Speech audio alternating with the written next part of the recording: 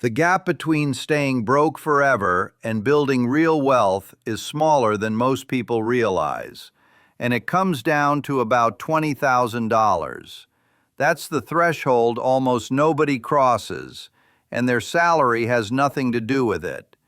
Nobody in the financial industry wants to tell you this truth because it sounds too simple.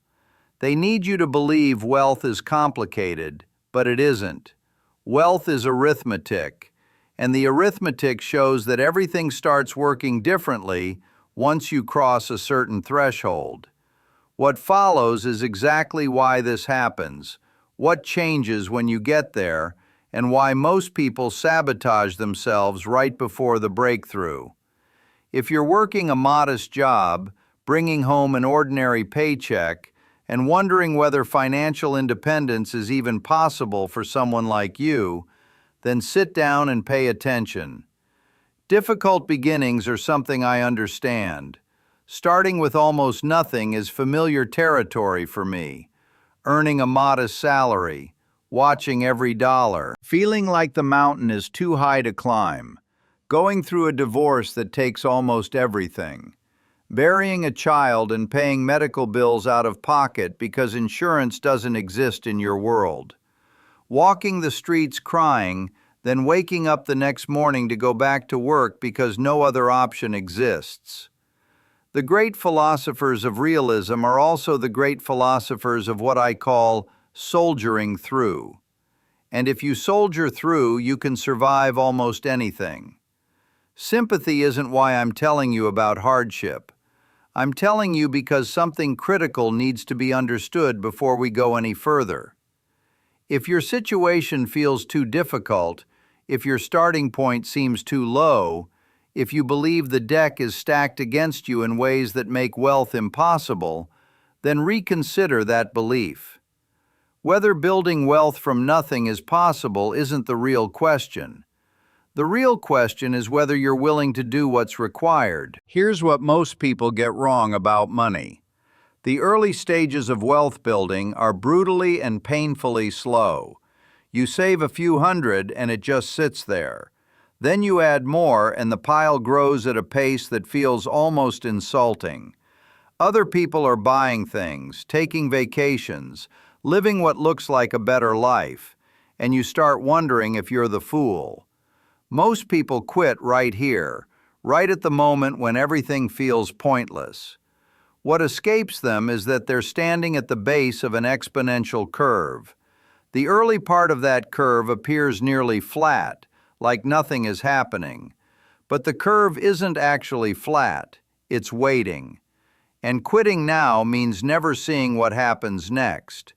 Some simple arithmetic is worth understanding because the elementary mathematics of compound interest is one of the most important models on Earth. Suppose you manage to save $400 a month, which adds up to $4,800 a year. At the end of year one, you have $4,800 plus whatever small return you earned. So you end up with maybe $5,000.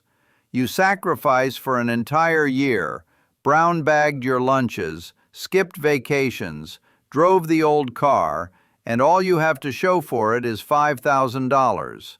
This is where the weak-minded give up.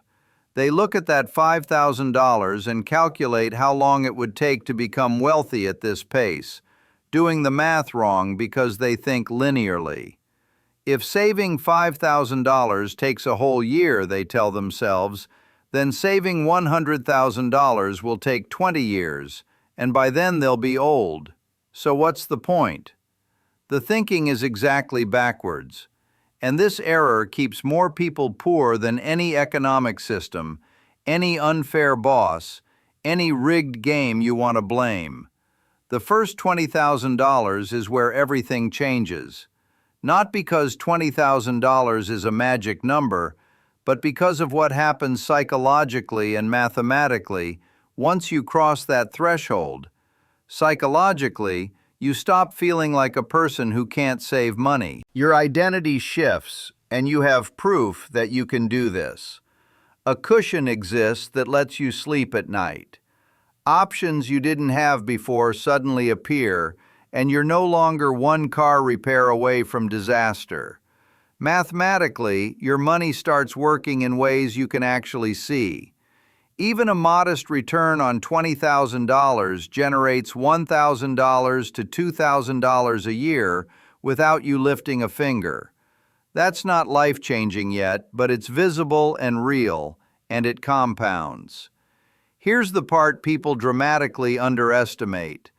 The returns on your money start approaching, then matching, then exceeding what you can add through savings alone. With $1,000 saved, a 10% return produces $100, which is almost meaningless. With $20,000 saved, that same 10% return produces $2,000, which is nearly half of what you saved from your salary that year. $50,000 in savings means the return hits $5,000, and now your money contributes as much as you do. $100,000 in savings produces $10,000, and now your money works harder than you can work. This is the great secret of wealth. The first portion requires almost entirely your sacrifice, with you doing all the work while your money does almost nothing. But a crossover point arrives where your money starts carrying more and more of the load, and you can ease off the gas a little bit. Most people never reach this crossover point because they quit during the hard part. Quitting when they're doing all the work and their money is doing nothing. They look at the math and can't imagine how this slow crawl could ever turn into real wealth. But the math doesn't lie. The curve is exponential, with the early part flat and the later part steep. And nobody gets to the steep part without surviving the flat part first. Mental errors trap people in poverty, and understanding them is worth your time. The first error is impatience. Great investing demands a lot of delayed gratification. And if you didn't get the deferred gratification gene, you've got to work very hard to overcome that. Most people cannot sit still and cannot wait. They see neighbors buying boats and taking cruises, and something inside them breaks. Missing out becomes an obsession, so they spend their seed corn to feel better today and guarantee their poverty tomorrow. The arithmetic of patience is brutal. In the early years, you're saving $400 a month and watching your account grow by tiny increments while the world around you screams to spend.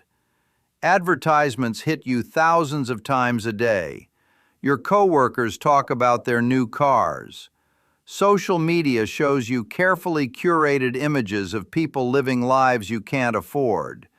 And something in the human brain interprets all of this as evidence that you're falling behind, that your sacrifice is pointless, that you should just enjoy life now, because tomorrow isn't guaranteed anyway. This is where most wealth-building attempts die, not from bad investments, not from market crashes, but from the simple inability to wait.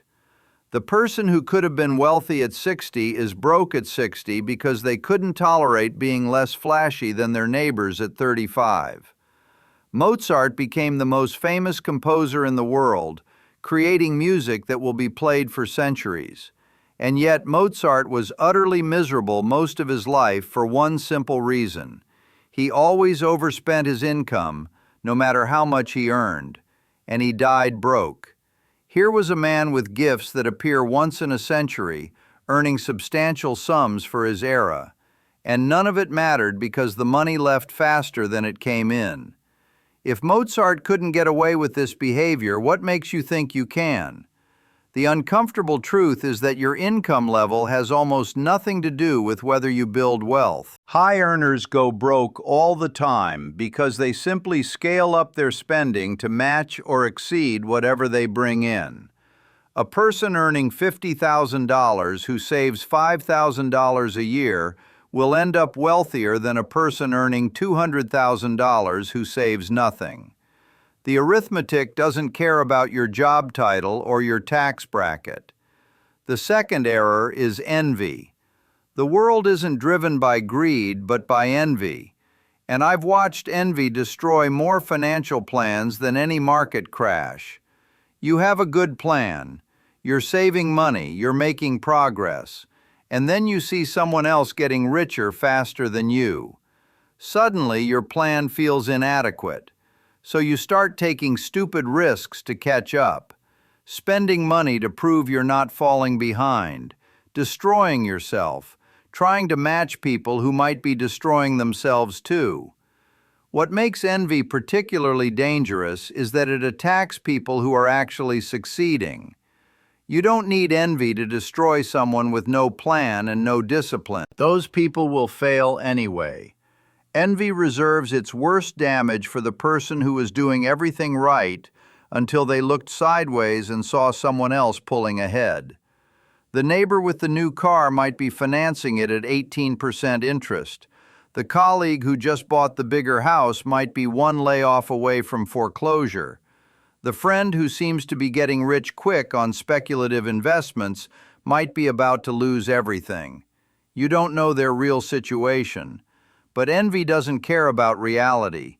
Envy only sees the surface, and the surface is designed to deceive.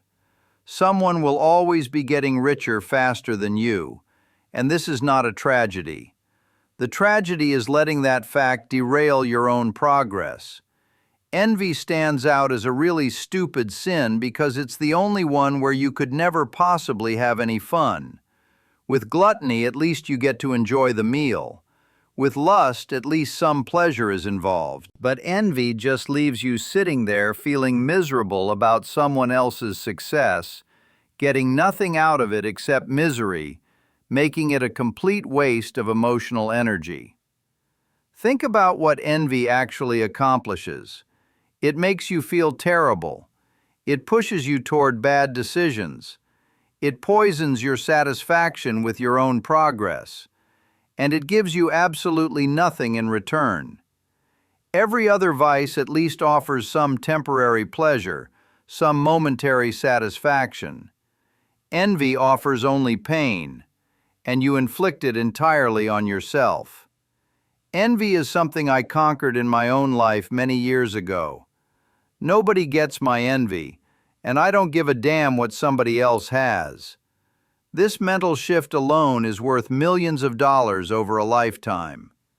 When you stop measuring yourself against others and start measuring yourself against your own plan, your own goals, your own timeline, the psychological pressure evaporates.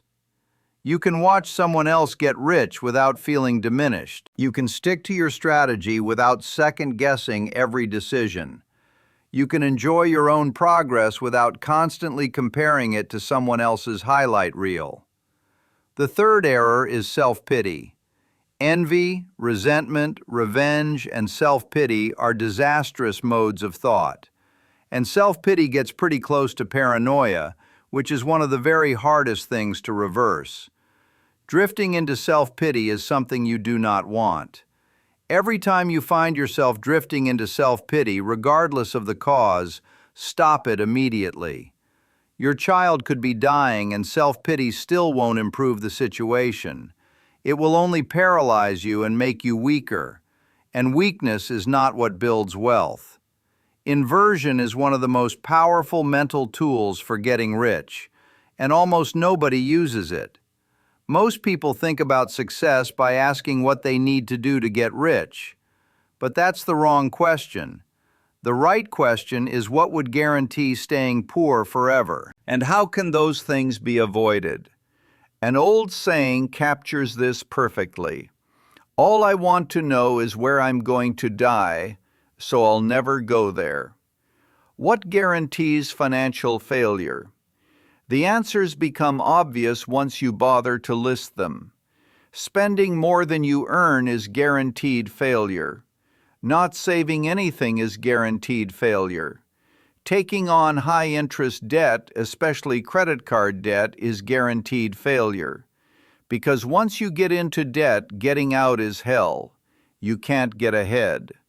Paying 18% interest, being unreliable, showing up late, Breaking promises and not finishing what you start guarantees that nobody will want to work with you, promote you, or invest in you. Using drugs or alcohol excessively impairs your judgment and erodes your earning power. Feeling sorry for yourself makes you passive when you need to be active. Acting on envy makes you take stupid risks and spend money you should be saving. Once you've identified all the behaviors that guarantee failure, the strategy becomes simple. Don't do those things. Remarkable long-term advantage comes from trying to be consistently not stupid instead of trying to be very intelligent. People are trying to be smart. All I'm trying to do is not be idiotic. But that's harder than most people think. A principle that seems obvious but gets almost universally ignored deserves attention here. Spend less than you make. Always be saving something. Put it into a tax-deferred account, and over time it will begin to amount to something. This is such a no-brainer. The simplicity is striking. Spend less than you earn. Invest shrewdly. Avoid toxic people and toxic activities. Keep learning all your life and do a lot of deferred gratification because you prefer life that way. Doing all those things makes success almost certain, and not doing them means you're going to need a lot of luck. My grandfather served as a federal judge back when no pensions existed for judges' widows, which meant if he didn't save from his income, his wife would have ended up in poverty after his death. Being the kind of man he was, he underspent his income all his life and left my grandmother in comfortable circumstances. An old verse comes to mind often. Mine were of trouble and mine were steady, so I was ready when trouble came. That's what having savings does for you. It makes you ready when trouble comes, and trouble always comes. Something about leverage needs to be understood because this is where smart people destroy themselves. 3 ways exist for smart men to go broke: liquor, ladies, and leverage, with leverage being the worst. The pattern repeats over and over. A person accumulates some wealth and then gets impatient, wanting to speed up the process. Borrowing money to invest follows along with buying stocks on margin and taking on debt to purchase real estate they can't really afford. For a while it works beautifully because leverage magnifies gains and they feel like geniuses. Then something goes wrong. The market drops, a tenant doesn't pay, an unexpected expense hits, and suddenly leverage is magnifying losses. A margin call arrives, forcing them to sell at the worst possible time, and everything is lost. A slight chance of catastrophe always exists when you own securities pledged to others. Warren and I have always been chicken about buying stocks on margin, and that's not cowardice but arithmetic. The expected value of using leverage might be positive, but the risk of ruin makes it not worth it. Getting rich only needs to happen once, not 4 times. The beauty of building wealth the slow way is that you only have to do it once. Getting there without leverage and without catastrophic risks means nobody can take it away from you. But trying to get there faster by borrowing might force you to start over multiple times. Each restart comes with less time for compounding to work because you're older. Earning power deserves discussion because saving money is only half the equation. The safest way to get what you want is to try to deserve what you want, which is the golden rule applied to economics. You want to deliver to the world what you would buy if you were on the other end. Earning more requires becoming more valuable. Developing skills that people will pay for, becoming reliable, knowledgeable, and capable, and learning must continue forever. People constantly rise in life who are not the smartest and sometimes not even the most diligent, but they are learning machines who go to bed every night a little wiser than they were when they got up. Over a long run, that makes all the difference. Wisdom acquisition is a moral duty, not something you do just to advance in life. Lifetime learning is mandatory. Without it, you're not going to do very well, and you will not get very far in life based on what you already know. No wise people exist over a broad subject matter area who didn't read all the time. None. Zero. The amount Warren Buffett reads would amaze you, and the amount I read would too. My children laugh at me because they think I'm a book with a couple of legs sticking out. If you're sitting there with a small salary thinking you're stuck, understand this. Your salary today is not your salary forever, but it will be your salary forever if you stop learning. Continuing to learn and becoming more valuable increases your earning power. And as your earning power increases, your ability to save increases. And as your saving increases, compounding takes over. Circle of competence is a concept that matters for both your career and your investments. Figuring out your own aptitudes is essential. Playing games where other people have the aptitudes and you don't means you're going to lose, which is as close to certain as any prediction you can make. Finding where you've got an edge is necessary, and playing within your own circle of competence is mandatory. Thinking about things where I have an advantage over other people is how I operate. Playing in a game where other people are wise and I'm stupid is not my approach. Looking for a place where I'm wise and they're stupid is what I do. Knowing the edge of your own competency is essential, and knowing when I can't handle something is something I'm very good at. Most people have a very small circle of competence and pretend it's much larger than it is, which leads them to make investments they don't understand, take jobs they're not suited for, and start businesses in industries they know nothing about. Then, failure surprises them. Stay inside your circle, master what's inside it, and slowly over time expand it through learning. What happens after crossing the $20,000 threshold, then the $50,000 threshold, then the $100,000 threshold is worth examining. Getting to the first $100,000 from a standing start with no seed money is the most difficult part of building wealth. Making the first million is the next big hurdle, and doing that requires consistently underspending your income. Getting wealthy resembles rolling a snowball, and it helps to start on top of a long hill. Starting early and trying to roll that snowball for a very long time is the approach, and living a long life helps. Building wealth came through a combination of legal work, real estate development, and eventually investment partnerships for me. A partnership with a friend on real estate projects began with each of us putting in $100,000 on our first deal, and those apartments sold at a profit that returned $500,000 to each of us. 5 real estate projects total came and went, and then I stopped. When it was over, $1.4 million had accumulated from those deals alone. And within a few years of doing both law and real estate side by side, the total reached $3 to $4 million. The point isn't that you should do exactly what I did. The point is that once you have capital, opportunities appear that are invisible to people without capital. Partnering on deals becomes possible. Investing in businesses opens up. And taking calculated risks that someone living paycheck to paycheck cannot even consider becomes an option.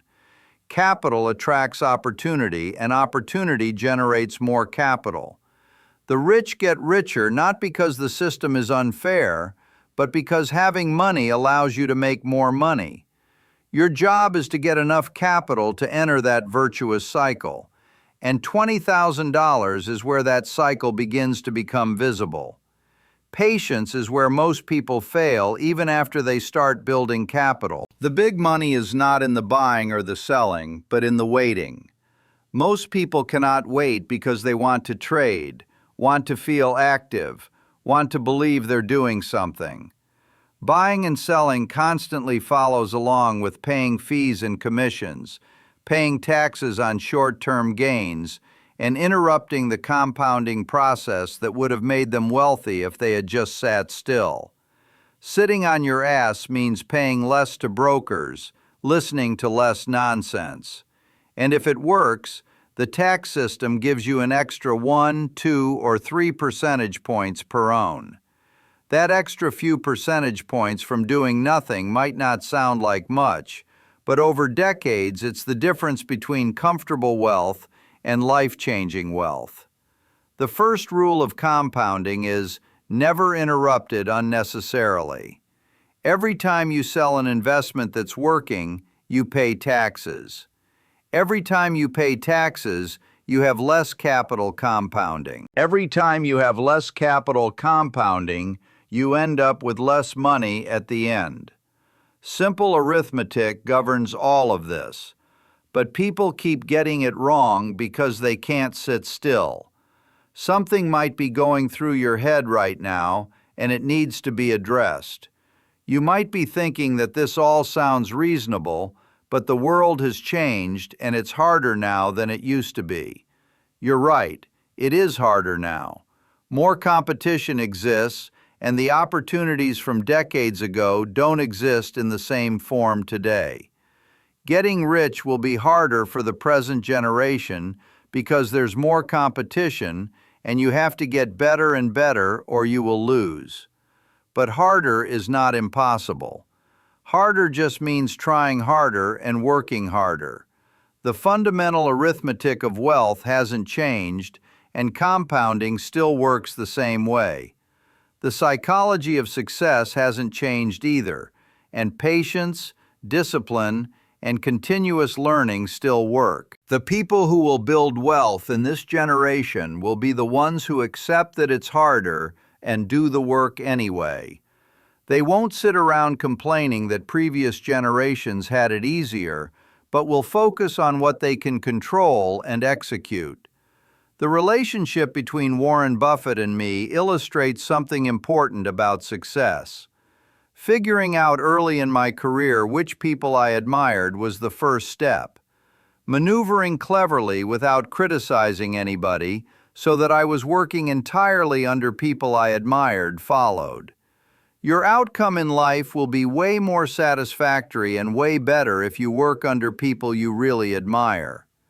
When I met Warren Buffett in 1959,